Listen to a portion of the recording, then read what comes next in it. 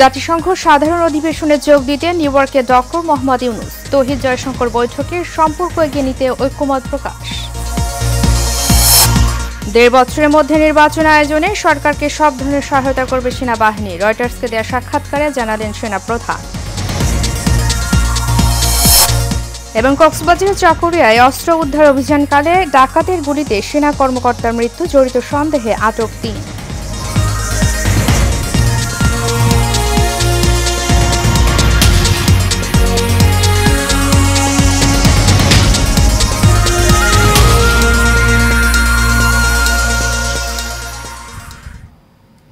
স্বাগত এশিয়ান নিউজে, সাথে আছি আমি উর্মি আক্তার।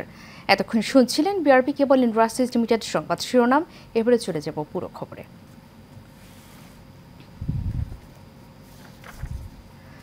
জাতিসংঘ সাধারণ পরিষদের ৭৯তম অধিবেশনে যোগ দিতে নিউ ইয়র্কে পৌঁছেছেন প্রধান উপদেষ্টা অধ্যাপক মোহাম্মদ ইউনূস।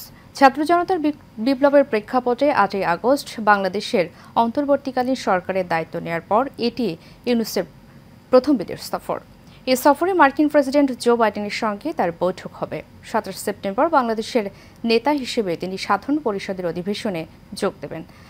পররাষ্ট্র উপদেষ্টা মোহাম্মদ তৌহিদ হোসেন গত শনিবার বলেছিলেন, প্রধান উপদেষ্টা তার বক্তব্যে বিগত ২ মাসে বাংলাদেশে ঘটে যাওয়া অভাবনীয় গণ অভ্যুত্থানের বিবরণ ও আগামী দিনে জনভিত্তিক কল্যাণমূলক ও জনস্বার্থে নিবেদিত একটি রাষ্ট্র ব্যবস্থা গড়ে তোলার দৃঢ় প্রত্যয় বিশ্ব দরবারে তুলে ধরবেন। পাশাপাশি আন্তর্জাতিক শান্তি ও নিরাপত্তা নিশ্চিতের ক্ষেত্রে শান্তিরক্ষা কার্যক্রমে বাংলাদেশের বলিষ্ঠ অবস্থান, জলবায়ু পরিবর্তন ও এর প্রভাব, জলবায়ু ন্যায় বিচার প্রতিষ্ঠা, বিশ্বব্যাপী সংঘাত, রোহিঙ্গা সংকট, টেকসই উন্নয়ন, অভিবাসীদের মৌলিক পরিষেবা প্রাপ্তির নিশ্চয়তা এবং ফিলিস্তিন সম্পর্কিত বিষয়গুলো প্রধান উপদেষ্টার বক্তব্যে উঠে আসতে পারে বলেও জানা গেছে।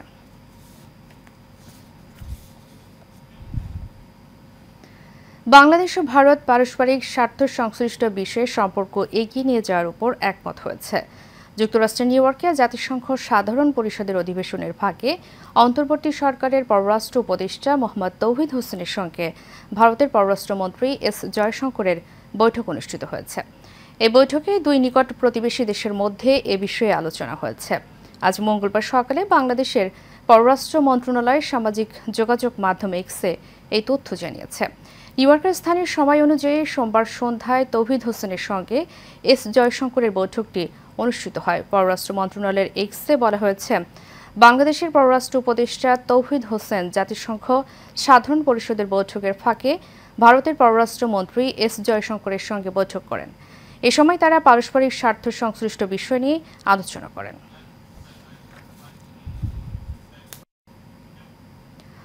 দর্শক, প্রধান উপদেষ্টার নিউ ইয়র্ক সফরের বিষয়ে বিস্তারিত জানাতে জাতিসংঘ সদর দপ্তর থেকে সরাসরি যুক্ত হবেন আমাদের সহকর্মী বাতেন বিপ্লব। যে বাতেন, আমাকে শুনতে পাচ্ছেন? যে বাতেন, প্রধান উপদেষ্টাদের আজকের কর্মসূচি সম্পর্কে জানতে চাই। মার্কিন প্রেসিডেন্টের সঙ্গে বৈঠক কখন হবে আমাদেরকে জানাবেন।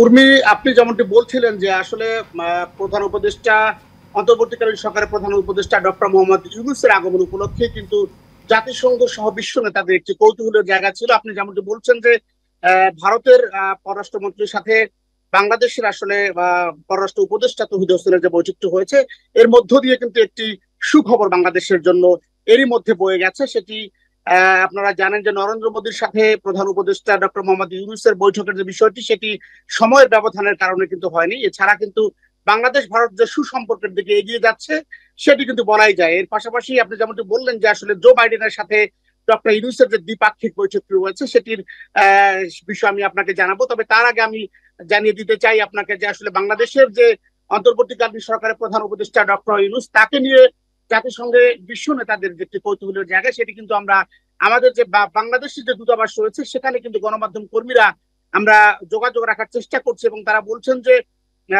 বাংলাদেশের প্রধান উপদেষ্টাই শুধু নয়, বিশ্ব শান্তির অগ্রদূত ডক্টর মোহাম্মদ ইউনূস, নোবেল বিজয়ী ডক্টর মোহাম্মদ ইউনূস এবং বাংলাদেশের অন্তর্বর্তীকালীন সরকারের প্রধান উপদেষ্টা ডক্টর মোহাম্মদ ইউনূস কিন্তু জাতিসংঘের জন্য একটি অনেক সেন্সিটিভ বিষয়, যে কারণে বিশ্ব নেতারা তার জন্য, বিশেষ করে বিভিন্ন গুরুত্বপূর্ণ রাষ্ট্রের যারা পররাষ্ট্র দপ্তরটি বিশেষ করে দেখেন, তাদের কাছে কিন্তু ডক্টর মোহাম্মদ ইউনূস অনেক বেশি প্রত্যাশিত জায়গা এর মধ্যে তৈরি করেছেন, যেটি বাংলাদেশের ইতিহাসে এর আগে কখনো ঘটেনি।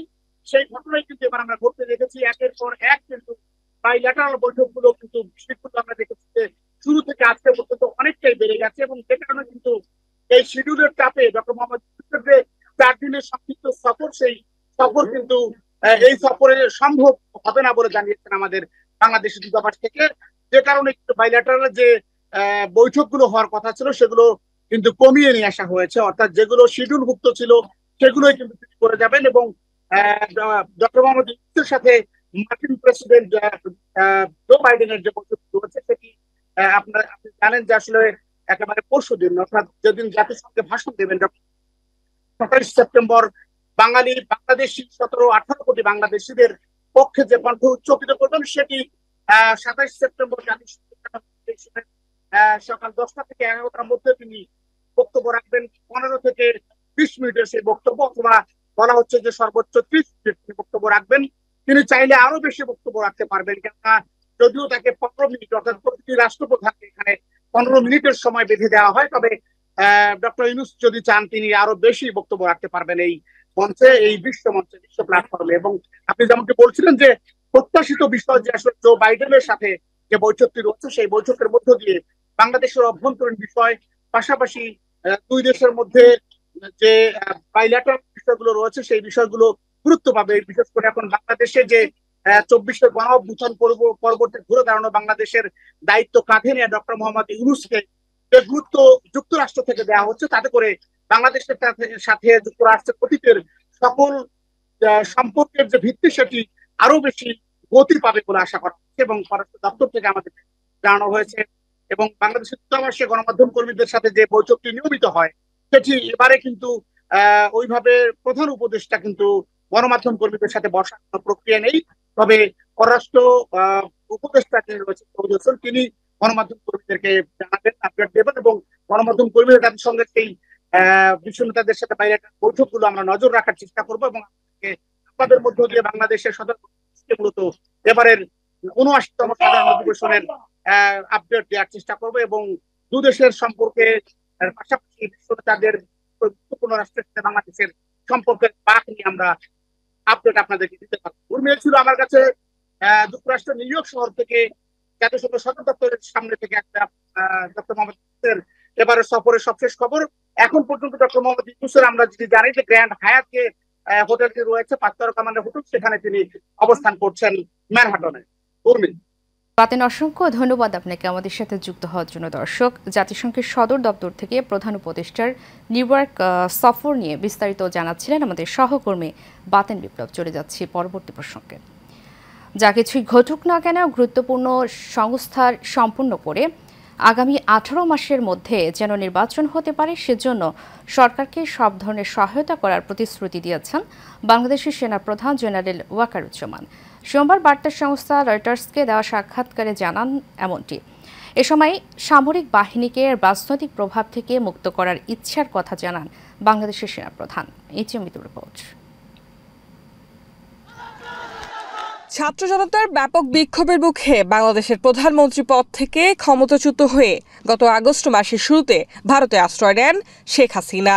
তার দেশ ছেড়ে চলে যাওয়ার পর অন্তর্বর্তীকালীন সরকার দায়িত্ব নিয়েছে। বিশ্বস্ততার সহিত পালন করিব। নোবেলজয়ী অর্থনীতিবিদ অধ্যাপক ডক্টর মোহাম্মদ ইউনূসের নেতৃত্বাধীন অন্তর্বর্তীকালীন এই সরকার দেশের প্রধান খাত সংস্কারে উদ্যোগ নিয়েছে।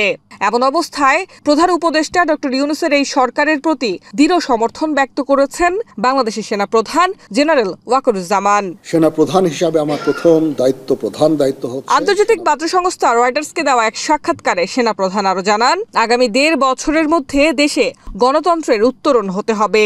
সেনাবাহিনী রাজনীতিতে হস্তক্ষেপ করবে না। সেনাবাহিনী ইনেট টু সিভিল পাওয়ারে তার দায়িত্ব। এছাড়া সামরিক বাহিনীকে রাজনৈতিক প্রভাব থেকে মুক্তি দেওয়ার একটি রূপরেখাও দিয়েছেন তিনি। সামগ্রিকভাবে বাহিনীকে কখনোই রাজনৈতিক উদ্দেশ্যে ব্যবহার করা উচিত নয় বলেও মনে করেন বাংলাদেশের সেনাপ্রধান। Mitu, Asian television. কক্সবাজারের জাকরিয়া উপজেলায় অস্ত্র উদ্ধার অভিযানকালে ডাকাতের গুলিতে সেনাবাহিনীর এক কর্মকর্তা নিহত হয়েছেন। সোমবার রাত 3:30টায় ডুলাহাজরা ইউনিয়নের মাইজপাড়া এলাকায় ডাকাতের গুলিতে গুরুতর আহত হন এই সেনা কর্মকর্তা। পরে তাকে কক্সবাজারের হাসপাতালে নেওয়ার পথে মঙ্গলবার ভোরে রামু এলাকায় পৌঁছলে তিনি মারা যান বলে জানিয়েছেন চকরিয়া থানার ওসি মোহাম্মদ মঞ্জুর কাদের ভূঁইয়া। নিহত তানজিম সরোয়ার নির্জন সেনাবাহিনীর লেফটেন্যান্ট ছিলেন। ওসি মোহাম্মদ মঞ্জুর কাদের ভূঁইয়া বলেন, সোমবার রাতে সেনাবাহিনীর একটি দল ডুলাহাজারের মাইজপাড়া গ্রামে অস্ত্র উদ্ধার অভিযানে যায়। রাত 3:30টায় সশস্ত্র ডাকাত দেখে দ্রুত আটক করতে গেলে লেফটেন্যান্ট তানজিমের সঙ্গে ডাকাতের ধস্তাধস্তি হয়। এক পর্যায়ে ডাকাতরা গুলি ছুড়লে গুলিবিদ্ধ হয়ে গুরুতর আহত হন সেনা কর্মকর্তা তানজিম। পরে তাকে কক্সবাজার নেয়ার পথে তিনি মারা যান। সেনাবাহিনীর এই অভিযানে ডাকাত দলের সদস্য জিয়াবুল ও বেলাল সহ 3 জনকে আটক করা হয়। নিহত সেনা কর্মকর্তার মরদেহ কক্সবাজার সদর হাসপাতালের মর্গে রাখা হয়েছে।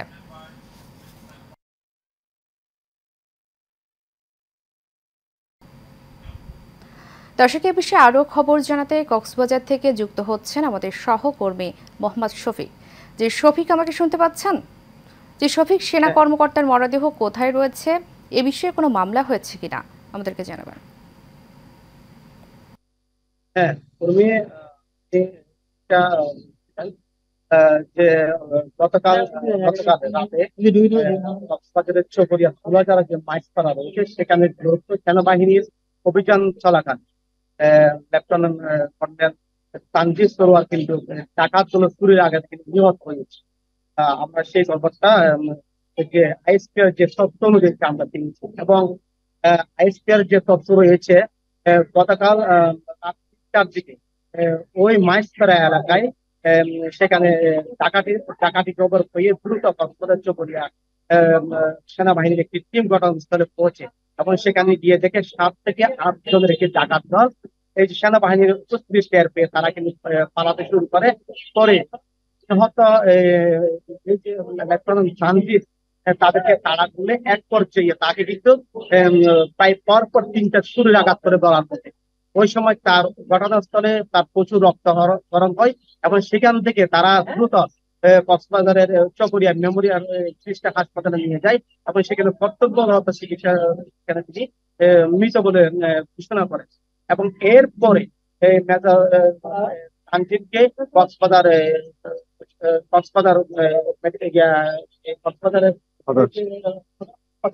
মর্গে নিয়ে আসে। মর্গে সেখানে তারা যে আইনি প্রক্রিয়া মর্গে সেখানে যে উত্তলা করে ইতিমধ্যে ওনাকে কিন্তু সেনাবাহিনী তত্ত্বাবধান থেকে নিয়ে যাওয়া হয়েছে এবং এই ঘটনায় এই পর্যন্ত সেখান থেকে একজন ডাকাত এবং গোলা বারুদ সহ 6 জন ডাকাতকে কিন্তু 6 জন ডাকাতকে কিন্তু তারা কিন্তু গ্রেপ্তার করতে সক্ষম হয়েছে এবং পুলিশ আমি কিছুক্ষণ আগে ওসির সাথে কথা বলছি, তারাও কিন্তু সেখানে কিন্তু পুলিশি কার্যক্রম চালাচ্ছে এবং এই ঘটনার সাথে যে ডাকাতরা জড়িত তাদেরকে কিন্তু গ্রেপ্তার করার জন্য এলাকা কিন্তু তারা পুলিশি কার্যক্রম চালাচ্ছে এবং সেখানে বিভিন্ন গাড়ি তল্লাশি করছে। অর্থাৎ আরেকটু বলি, এই তরুণ সেনা কর্মী নিহতের ঘটনায় কক্সবাজার সহ পুরো বাংলাদেশে কিন্তু একটা শোকের ছায়া নেমে এসেছে। আমরাও ওনার আত্মার মাগফিরাত কামনা করছি এবং এই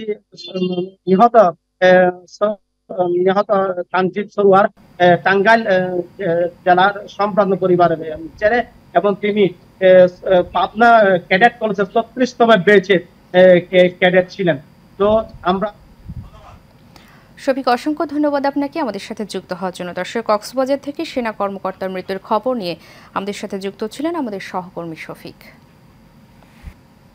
শিল্প অঞ্চল আশুলিয়ার 55টি কারখানার উৎপাদন আজও বন্ধ রয়েছে, তবে বাকি কারখানাগুলোতে কর্মপরিবেশ স্বাভাবিক রয়েছে। সেসব কারখানায় উৎপাদন চলছে। শিল্প পুলিশ জানিয়েছে, খোলা কারখানাগুলোতে শ্রমিকরা সকাল 8টা থেকে কর্মস্থলে যোগ দিয়ে উৎপাদন শুরু করেছেন। অধিকাংশ কারখানায় উৎপাদন চললেও কয়েকটি কারখানার শ্রমিকরা বেতন বৃদ্ধি ও বন্ধ কারখানা খুলে দেওয়ার দাবিতে বিক্ষোভ করে। শ্রমিক বিক্ষোভের মুখে আজও অনির্দিষ্টকালের জন্য শ্রম আইনে বন্ধ রয়েছে 46টি কারখানা। অপরদিকে 9টি কারখানায় সাধারণ ছুটি দেওয়া হয়েছে। এদিকে আশুলিয়া শিল্প অঞ্চলের নিরাপত্তায় র্যাব, পুলিশের পাশাপাশি সেনাবাহিনীর সদস্যরাও কাজ করছেন।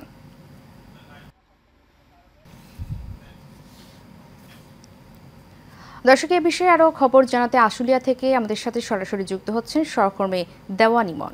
জি ইমন, আমাকে শুনতে পাচ্ছেন? জি ইমন, আশুলিয়া শিল্প অঞ্চলের আজকের পরিস্থিতি কি আমাদেরকে জানাবেন? জি, আপনাকে ধন্যবাদ। ধন্যবাদ। শুরুতেই যদি একটু বলি যে চলমান যে আন্দোলনটি ছিল বেশ কয়েকটি দপ্তর যাবতীয় কিন্তু অনেকটা ফিরে এসেছিল। বৃষ্টি ব্যতীত কিন্তু শিল্পাঞ্চল আটকুলিয়া সবগুলো কারখানায়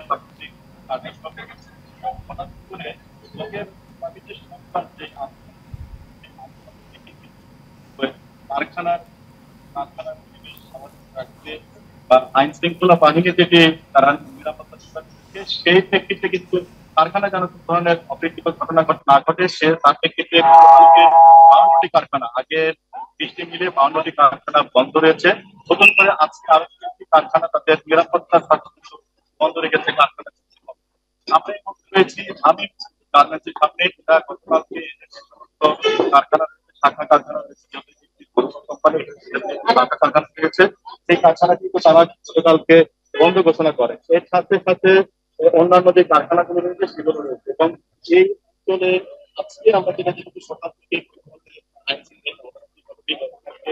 গতকাল সড়ক অবরোধ করলেও আজকে কিন্তু সেই চিত্রটি দেখিনি। আমরা কিন্তু সকাল থেকে দেখেছি যে সেনাবাহিনীর সদস্যরা, বিজিবির সদস্যরা এবং এপিবিএম, র্যাব, অন্যান্য পুলিশ প্রশাসনও কিন্তু তারা আইন শৃঙ্খলা নিয়োজিত রয়েছে এবং যে সমস্ত কারখানাগুলোতে শ্রমিকদের অত্যন্ত বিক্ষোভ বা অন্যান্য ঝুঁকি রয়েছে সেই সমস্ত কারখানার সামনেই কিন্তু তারা একদম তাদের টহল নিবিড় রেখেছেন।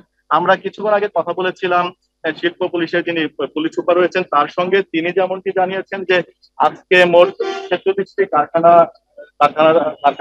কারখানা বন্ধ রয়েছে 13 এক ধারায় এবং অন্যান্য 9টি কারখানা রয়েছে সাধারণ ছুটিতে। মোট 55টি কারখানা আজকে বন্ধ রয়েছে, তবে কোনো ধরনের অপ্রীতিকর কোনো ঘটনা তার কাছে নেই তিনি এমনটি জানিয়েছেন। মিলিয়ে বলা চলেছে এই 55টি কারখানা থেকে তো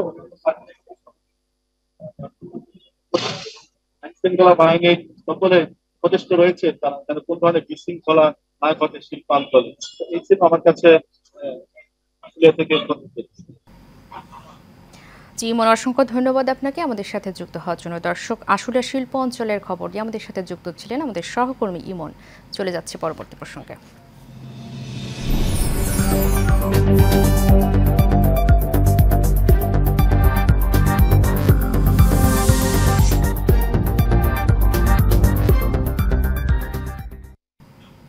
এবারে চট্টগ্রাম সংবাদ।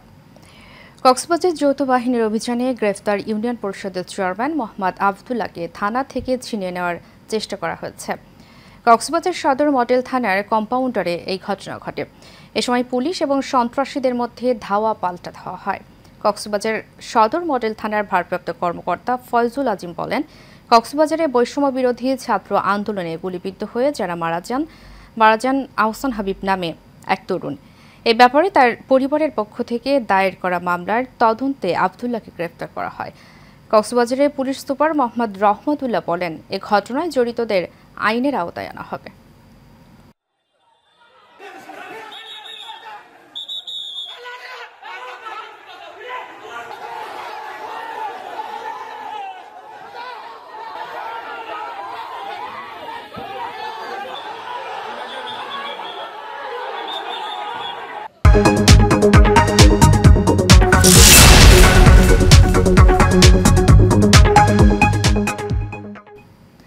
কুষ্টিয়ার খোকসা উপজেলায় জনপ্রিয় হয়ে উঠেছে পান চাষ। এবার 30 হেক্টর জমিতে উৎপাদন হয়েছে 312 মেট্রিক টন পান। রোগবালাই তুলনামূলক কম এবং অন্য ফসলের চেয়ে বেশি লাভ হওয়ায় এখন অনেকেই ঝুঁকছেন পান চাষে। ফলন ও দাম ভালো পাওয়ায় খুশি পান চাষিরা। কৃষি নির্ভরশীল কুষ্টিয়ার খোকসায় নানা ধরনের আবাদ হয়ে থাকলেও এখন উপজেলার জানিপুর ও শিমুলিয়া ইউনিয়নের কয়েকটি গ্রামের মাঠ জুড়ে দেখা যায় পানের বরজ। এসব পানের বরজে কাজ করে স্বাবলম্বী হচ্ছেন হাজারো শ্রমিক। এদিকে এখানকার মাটিও আবহাওয়া পান চাষের উপযোগী হওয়ায় দিন দিন আগ্রহ বাড়ছে অন্য চাষিদেরও। পান চাষ বাড়াতে কৃষকদের প্রশিক্ষণ সহ সব ধরনের পরামর্শ দিয়ে সহায়তা করছে স্থানীয় কৃষি বিভাগ। শেষ করব এশিয়ান নিউজ। তারিখে বিআরবি কেবল ইন্ডাস্ট্রিজ লিমিটেড সংবাদ শিরোনামগুলো জানাবো আরও একবার।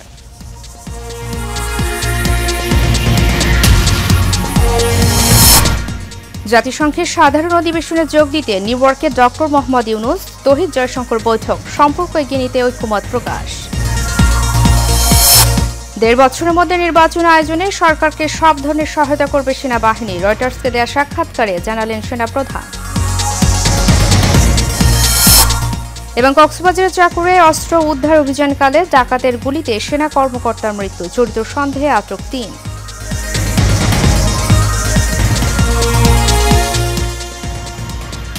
এশিয়া নিউজ এ পর্যন্তই। পরবর্তী সংবাদ দেখার আমন্ত্রণ জানিয়ে শেষ করছি। ধন্যবাদ সবাই।